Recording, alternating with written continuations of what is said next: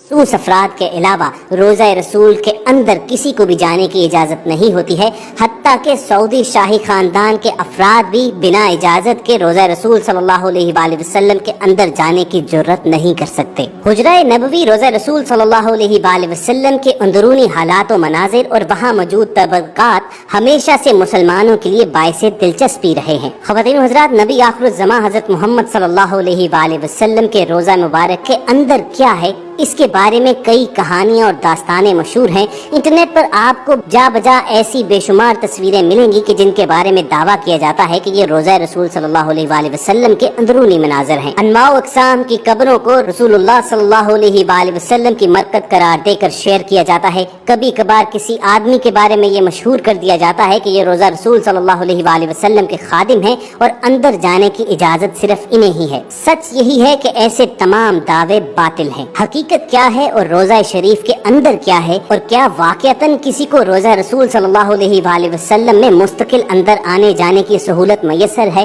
ان تمام باتوں کے جوابات سعودی حکومت نے حالیہ ہی ایک ڈاکیومنٹری میں دیے ہیں، جس سے تمام خرافات کا خاتمہ ہوتا ہے اور تمام سوالوں کے جواب ملتے ہیں۔ پہلی مرتبہ روزہ رسول صلی اللہ علیہ وآلہ وسلم کے اندرونی مناظر الفاظ میں بیان کرتے ہوئے شیخ عائض بن عمر نے 7 ایسے حقائق بیان کیے کہ جو لوگوں کے علم میں نہیں ہیں۔ شیخ عائض بتاتے ہیں کہ سعودی فرما روا شاہ فیصل بھی وہ شخصیت ہیں کہ جنہیں روزہ رسول صلی اللہ علیہ وآلہ وسلم کے اندر جانے کی سعادت حاصل ہو چکی ہے۔ شیخ عائض بتاتے ہیں کہ وہ جب شاہ فیصل کے ہمراہ روزہ رسول صلی اللہ علیہ وآلہ وسلم کے اندر داخل ہوئے تو وہاں کا منظر ہی کچھ اور تھا۔ انہوں نے دیکھا کہ روزہ مبارک کے اندر لوہے سے بنے ہوئے بڑے صندوق موجود ہیں اور وہ تمام کے تمام مقفل، یعنی ان پر لاک لگے ہوئے تھے۔ یوٹیوب پر موجود اپنے ایک انٹرویو میں شیخ عائض بتاتے ہیں کہ ہم نہیں جانتے تھے کہ ان صندوقوں میں کیا ہے، چنانچہ روزہ رسول سے واپس آنے کے بعد شاہ فیصل نے ایک شاہی حکم نامہ جاری کیا اور ایک کمیٹی تشکیل دی یہ جاننے کے لیے کہ وہ ان صندوقوں کو کھولا جائے اور یہ معلوم کیا جائے کہ ان کے اندر کیا ہے۔ یہ صندوق دراصل سلطنت عثمانیہ کے زمانے ہی سے روزہ مبارک میں موجود تھے۔ ایک شام کو شیخ عائض اپنے ساتھ ایک نمائندہ لے کر روزہ مبارک کے حجرے میں داخل ہوئے۔ ان کے ساتھ زیورات کا ماہر ایک شخص بھی تھا۔ حجرہ نبوی صلی اللہ علیہ وآلہ وسلم میں داخل ہو کر مقفل صندوقوں کے تالے کھولے گئے اور اشیاء کا جائزہ لینا شروع کیا گیا۔ شیخ عائض بتاتے ہیں کہ جس صندوق کا سب سے پہلے معائنہ کیا گیا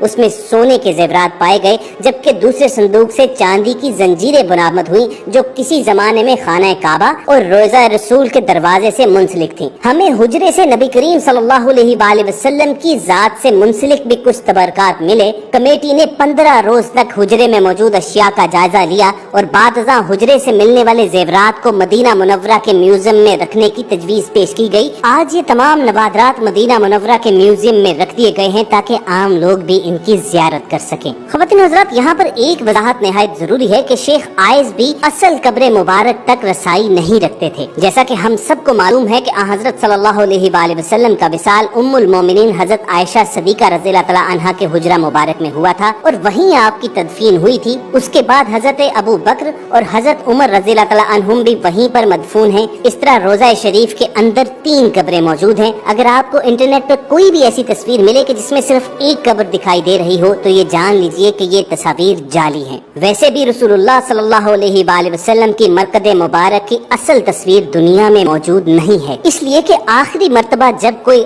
رسول اللہ صلی اللہ علیہ وآلہ وسلم کی اصل قبر مبارک تک گیا تھا تو یہ 550 سال پہلے کا واقعہ ہے۔ وہ حجرہ شریف جس میں آپ اور آپ صلی اللہ علیہ وآلہ وسلم کے اصحاب کی قبریں ہیں، اس کے گرد ایک 4 دیواری ہے۔ اس 4 دیواری کے بعد اس کے ارد گرد ایک اور دیوار کھینچی گئی جو 5 کونوں پر مشتمل ہے۔ یہ خصوصی دیوار حضرت عمر بن عبدالعزیز نے اپنے دور خلافت میں بنوائی تھی اور اس 5 کونی دیوار کا مقصد اسے خانہ کعبہ کی مشابہت سے بچانا تھا۔ اسی 5 کونے والی دیوار پر ایک بڑا سا سبز رنگ کا غلاف یا پردہ ڈالا جاتا ہے۔ یہ دیواریں بغیر دروازوں کے ہیں، چنانچہ کسی کے بھی ان دیواروں کے اصل قبر مبارک تک پہنچنے کا سوال ہی پیدا نہیں ہوتا۔ جو بھی سربراہان مملکت کو آج تک روزہ شریف کے اندر داخل ہونے کا شرف حاصل ہوا ہے وہ اس 5 کونی دیوار پر پڑے سبز پردے تک ہی جا پاتے ہیں۔ روزہ رسول صلی اللہ علیہ وآلہ وسلم پر سلام عرض کرنے کی غرض سے جب زائرین سنہری جالیوں کے پاس کھڑے ہوتے ہیں تو سنہری جالیوں کے پار انہیں بس یہی 5 کونی دیوار پر پڑا ہوا سبز پردہ نظر آتا ہے۔